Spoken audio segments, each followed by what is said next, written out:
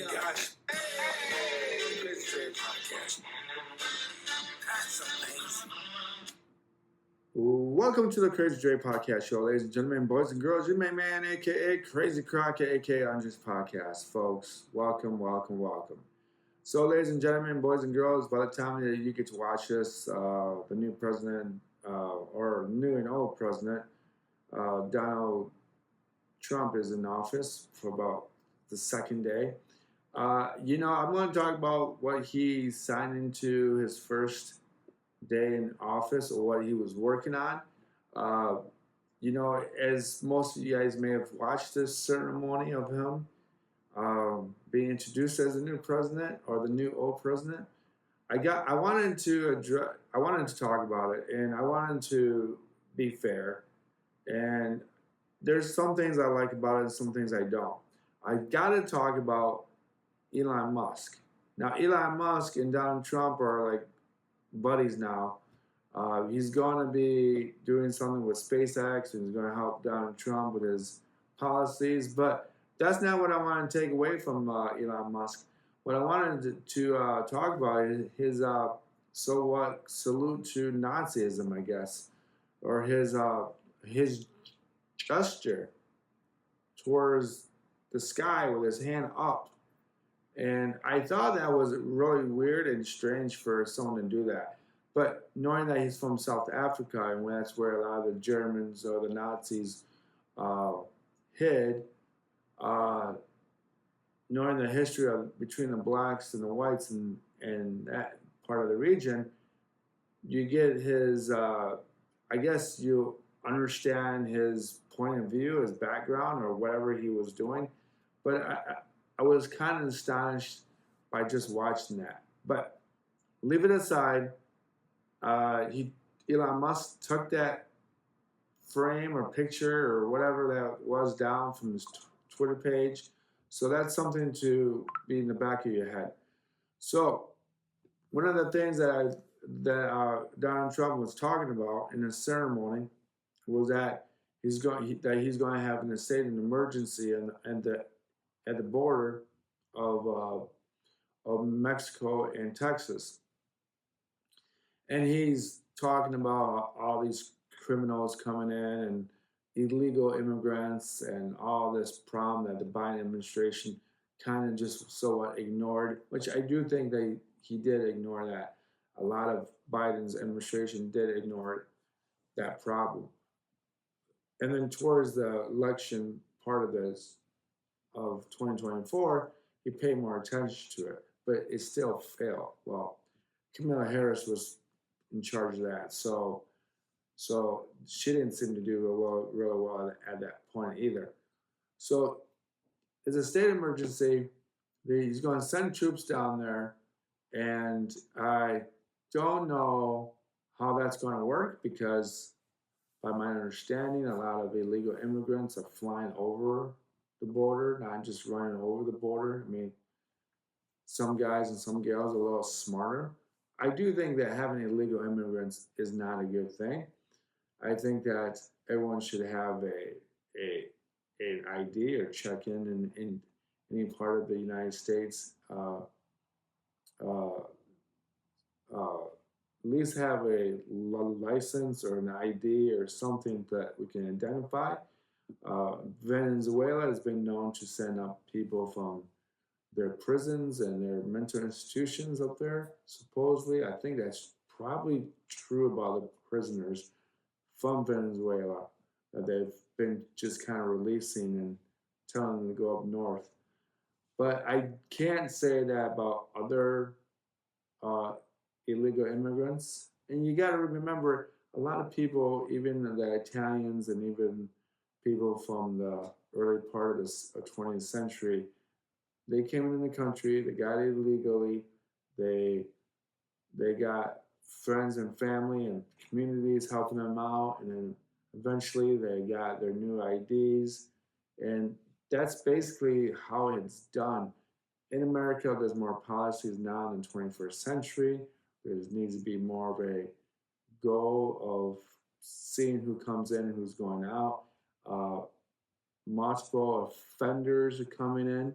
So this isn't just a one-time deal when one guy gets caught and goes back to his native country. It's about these guys coming back and not leaving the country or leaving the or getting out of the border or leaving the border of the United States for a couple months and then coming back in. That's kind of the big issue that we have.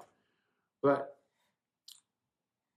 without those guys having state IDs, we also have a homeless problem that people don't realize that a lot of homeless people don't have their own state ID, so they're taking over the mental uh, uh, uh, beds and mental institutions that people in America that should receive those same types of health insurance or health policies are going to illegal immigrants.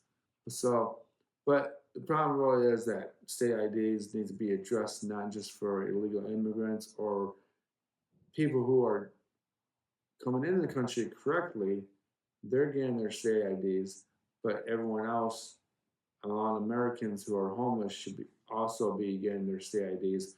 At least their city board or their state or their Congress in each state should help people of Americans to get their state IDs. That's my opinion. I live near a community of people who are homeless, so that's one thing I've noticed about um, citizens of the United States. That if you're homeless and you get yourself kind of deep uh, mess, and then you're off your medications, you can't go see a doctor, you can't uh, find a place to stay, you can't get your IDs because you need a place of an address to get your paperwork sent to you. So that transcends to not just illegal immigrants coming in the country, but that's also a problem within the states of illegal or citizens at least. Um, One other thing that I've noticed that Donald Trump did say about America and this whole thing of golden age is that he wants to bring America back to the golden age or wants America to be in that golden age era. So I think that we already hit that golden age probably just after World War II. Uh, Everything was popping up, boomers being born or conceived. So the golden age of America probably wasn't in the 1950s. So that in itself is a bit obnoxious, I think, that he's trying to create this whole new era of the golden age. That seems to be too far fetched for me as well. He is going to, Donald Trump did say about drilling oil for oil in our own country. He's going to open up the pipes. I know that Biden closed those pipes down because he was getting pressure by the European uh, Union about natural gases and in the environment in itself. But cutting trees down and not planting new trees is a problem. So there is two sides of this of the same coin that we need to talk about as well. Donald Trump will also extend revenue for electric vehicles. He's going to boot that back up.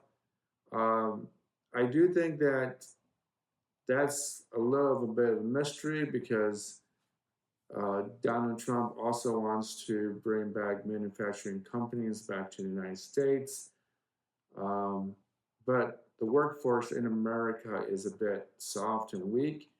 Most Americans won't really want to work 8 or 40 hours a week. A lot of the European countries are going 32 hours a week as a full-time shift. Uh, but their advancement of work is a lot further than ours. They're more technology prone. Uh, they their set of non um, they're not so much on manufacturing as they are with AI intelligence or AI or any computer science or anything like that. I think that's the difference between America and the European countries, that they focus their students to a certain area of their of the student expertise, where in America you're just supposed to figure that out on your own. Um, but saying that, I'm still kind of wondering how he's going to bring back manufacturing companies when American companies don't want to build stuff in America because it's cheaper to have the Chinese do it, or any other Asian country that we sell our licensing to. That's basically what I think that's really happening. Speaking of other countries, Germany and the European countries, along with China, will also be wondering what kind of tariff taxes he's going to put on these countries to bring in their goods to America, since the Germans do a lot of work as well. I think the Germans do, or Germans or Belgians or that part of the European countries make a lot of things for our computers or our cell phones or something. Not quite sure. So, um, uh, Donald Trump also, well, he did already pledge to pardon all those January 6th people that were convicted of a crime for uh, for going to the Capitol and destruction and everything else with it. Speaking of speaking of pardoning, Biden also uh, pardoned all his family members of financial gains and their criminal acts, which I think was a lot of the news broadcasters thought that was a cheap shot to allow all his family members, his in-laws or his brother-in-law and his son uh, to be pardoned for all their actions. Um, yeah, that's something that's going to be a little bit of a mystery itself. I don't understand the law about pardoning people for criminal acts. I don't really agree with what Biden or even what Trump did. Trump, I think those people need to stay in jail and do their time and not just be pardoned for because he claims that he lost the election of 2020. So I think that's not right. Um, Going toward the education area, Donald Trump does make a good point about uh, the education uh, sector. He is finalizing, or already has finalized the two genders, male and female. There's no more they, them, it pronouns that they're going to use. I think that he's really approaching the idea that kids should not be uh, being forced to talk about certain things in life when they're too young to understand, especially sex or sexuality or identity. Um, and I do agree with that. I really do. I'm not BSing with people or with this. I don't understand how you can think of yourself as they or them or it, because human beings have not evolved much for over 200,000 years.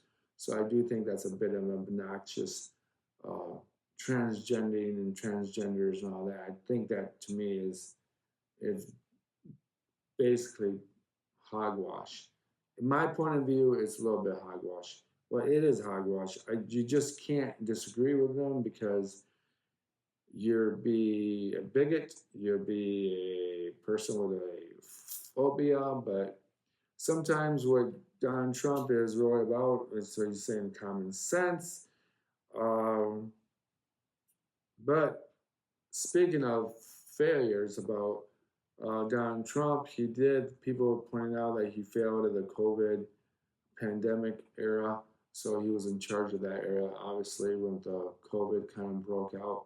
So I think Donald Trump has got a lot of things that he needs to clean out, stop lying about stuff. That'd be helpful for most Americans and just get passed on to certain things. Uh, let's see here. Anything else I can? Oh yeah, there's a couple more things I want to talk about Donald Trump's uh, uh, request. From this point on, Donald Trump wants the flags to be at the highest point, not half-mast. Obviously, we had a half-mast because President Jimmy Carter passed away, and everyone in in Washington was at Washington D.C. Remembering President Jimmy Carter, so that's why the flag was at half-mast. And that's probably it that I want to talk about Donald Trump's second term to be elected as a president. Um, Again, speaking of elections, he did praise a lot of the African Americans and the Latino community for coming out and voting. So that was a bit of I don't know. I think that's a good thing, and I think it's a bad thing. I think it's just kind of to me, I think if you are uh, pointing out a certain sector of a race, I think that's somewhat anti or somewhat racist as well. Because being Latino or being black is still just being an American. Uh, I don't know. I don't know how I would approach that, but I just think that's just, I think that's the issue in some ways about African Americans and the Latino community is that I feel like sometimes they're treated as secondhand citizens, but they're not. So we keep applying that thought idea in our own heads and the heads of other people and the heads of the blacks and the Latinos. So I think when you stop doing that, you'll consider a better way of approaching how you to address how people voted.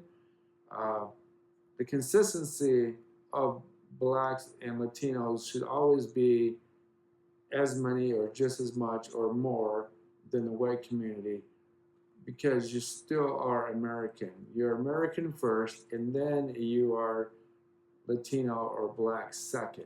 When you're talking about voting and having rights about your laws and who you want to vote for and who you don't want to vote for or policies that you want to pass, you are always American first, and then you're Latino, you're African American. That's the way I would address it. I think it's a cheap shot when other people, other presidents talk about you or them or it as a secondhand citizen. That's basically what's kind of, to me, that's what's really happening. Um, Another thing I want to take away is that I was talking about, I talked to a friend about the Panama Canal. Donald Trump made an address about how China has it. China does not have it.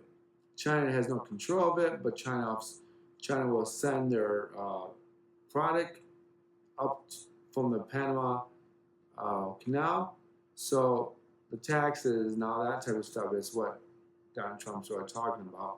However, America could be using the railroad system that we have in place. We just need some of those railroads to be redone, refurnished. It could save them millions of dollars, by my understanding. But I think that, again, when it comes down to manufacturing, and I'm going back to the subject of Donald Trump talking about bringing manufacturing jobs back to America. Again, it's not going to be like the 1940s and the 50s and 60s or early 30s and 40s of Detroit, where everyone's in a warehouse or a factory making cars or trucks, or during World War II, it was all women and some children and young people making weapons for America. That's something that we need to address with that as well. I don't know how that doesn't make sense how you can bring manufacturing back as the going age. It looks like there are going to be new maybe agreements, special agreements between Ukraine and Russia. Well, they're not really sure how that's going to go because Ukraine will not want to give up the territory that they lost to Russia. That could be an indication that if we allow Russia to keep the territory that they gain, it will tell Russians or the Russian ambassador or whoever that they are allowed to continue with the war. We just won't support it. We won't support Ukraine or Russia. So, based on what I've heard, is that President Trump makes agreements. He likes deals. He trades and he does a lot of trading stuff, trade goods or something with his with Putin or whoever he's talking to. Um, he also talked about how Hamas will be severely punished if they don't release all the hostages, and they're releasing the hostages as we speak. And that is it, folks. Thank you for listening to the Crazy Dre podcast show. You can find me on YouTube, and the Patreon. You can find me on Spotify, Apple Podcasts. I will go back to sports. Got to talk about Detroit Lions. Coaches leaving and coaches coming. We'll talk a bit more about that some other time. Maybe this weekend I'll be on there. Congratulations to Ohio State. I'm a Michigan fan. I posted something on TikTok. You can find me on TikTok as well. But yeah, those guys are, although Ohio State fans are still kind of insulted because they couldn't beat Michigan in the regular season, but they won the national championship. So you're welcome. Big brother taught you how to win. So there you go, folks. Peace, love. I'm out of here. Thank you for listening to my Crazy Dre podcast show. I'm out. Go. Peace.